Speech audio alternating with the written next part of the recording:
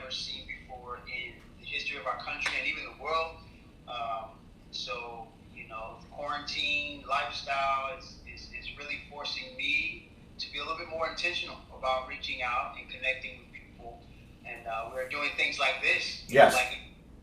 Whereas I'd love to be there in Miami hanging out with you and boy, but quarantine has us locked down. But it doesn't stop purpose from moving forward. So let me just apologize now. With the quarantine set up, my 1-year-old and my wife are in the house.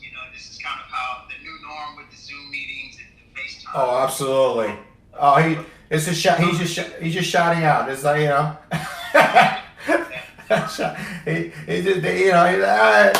There's daddy is doing it. Yeah, but that's good, because you know what? That's part of what I want to share with people is family.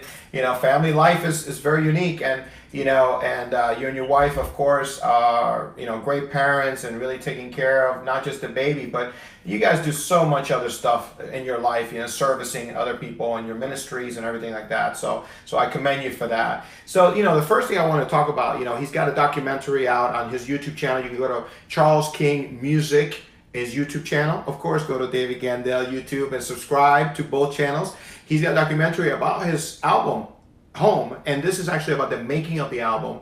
The second part of the documentary is going to be the tour, which I was really, really, truly blessed to be in. I went to one of the churches here in Miami where he ended up singing, and he gave me the amazing pleasure of introducing you. And the pastor of that church actually told me to speak a little bit about how we knew each other.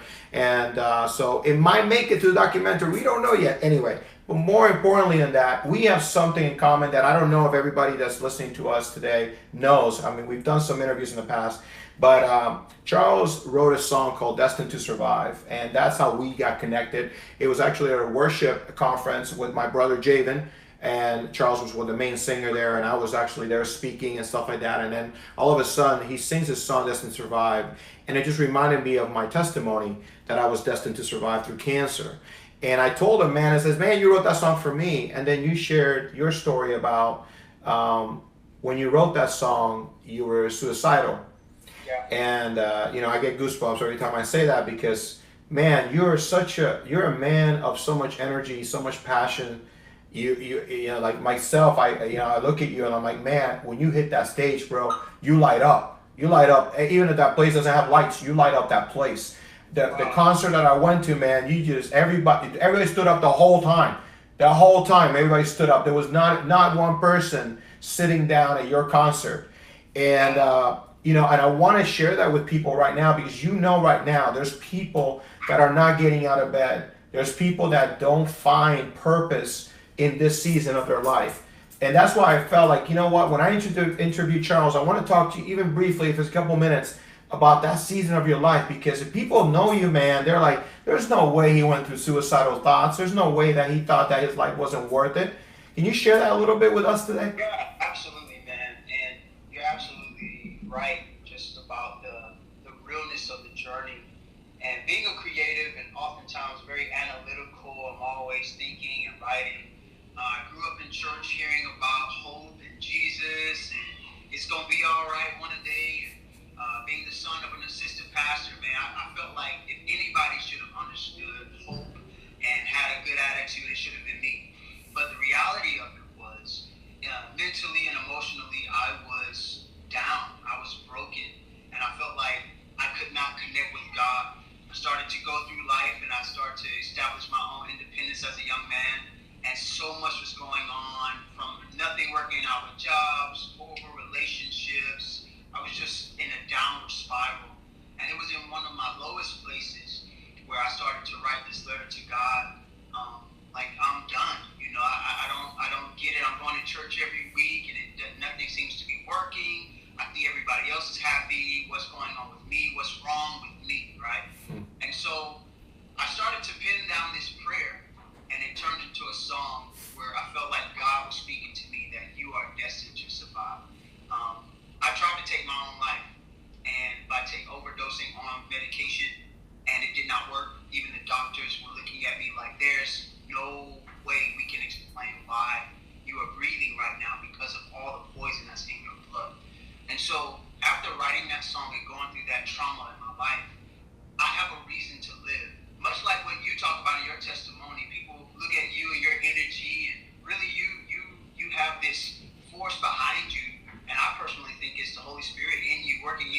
Come on. Like, you've been at death's door multiple times, and you're destined to survive. And I think when a person goes through something like that, like you, like myself, and so many people even watching, you have a reason to live. So every time I hit that stage, I don't care if it's 5 people in there, 500 people, 5,000 people.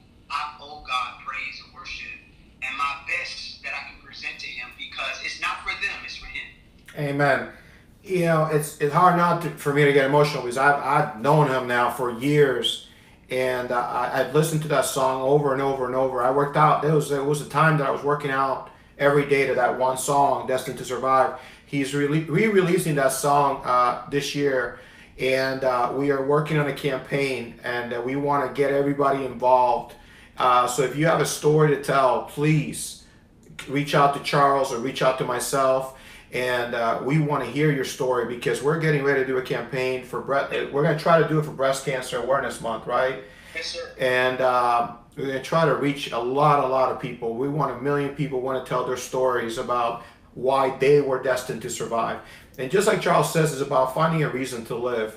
And I tell you, a reason could be someone else. A reason could be a family member. A reason could be a dream. It could just be one dream. And let that dream just kind of give you that fire to keep going. And that's what I would tell you. God gave me a lot of dreams, man. And I'm like, I don't even know how this is going to be possible. I call them God-sized dreams because they're not possible by myself. And now I've looked at, over 10 years of a bonus life. I got to meet you. I got to share, listen to your story. I never knew that until you told me that. I was like, there's no way this guy has gone through anything, right?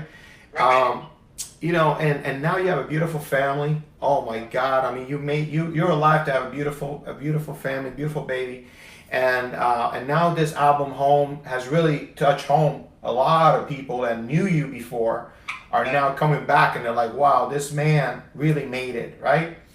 Yeah, man, it's incredible to see just the testimony that God gives us.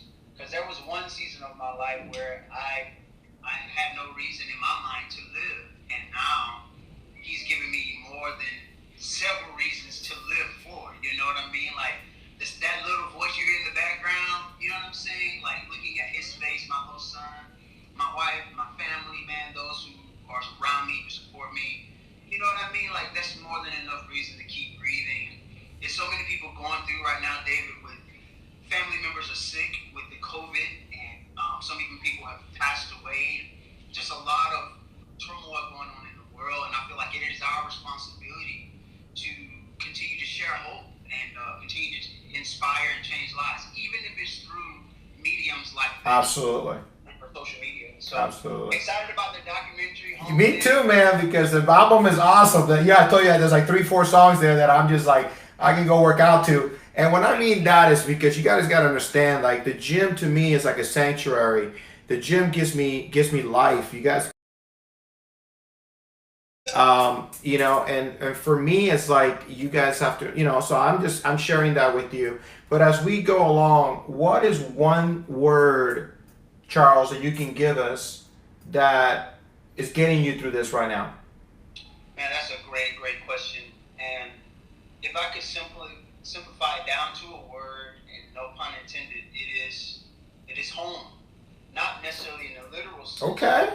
What does home mean to me? When I think of home, I think of a place where you feel like you belong, a place where there's love, a place where there's warmth, a place where there's encouragement in life.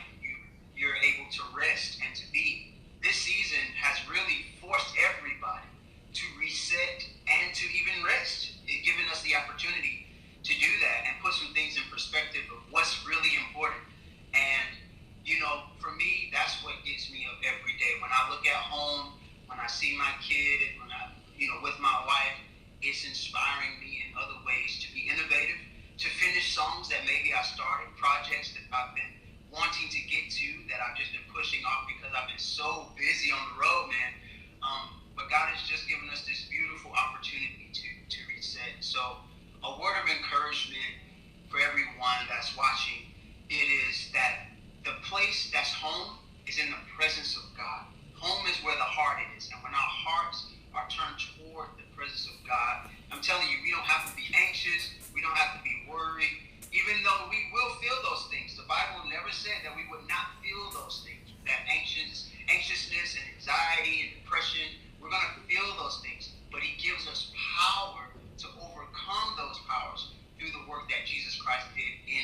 what I mean? So just remain home, not only at home and stay safe, but home in the presence of God, so that when this thing does end, and it will, and normal may look a little different in the future, but we're going to move forward with a different energy and inspiration because we've invested in home.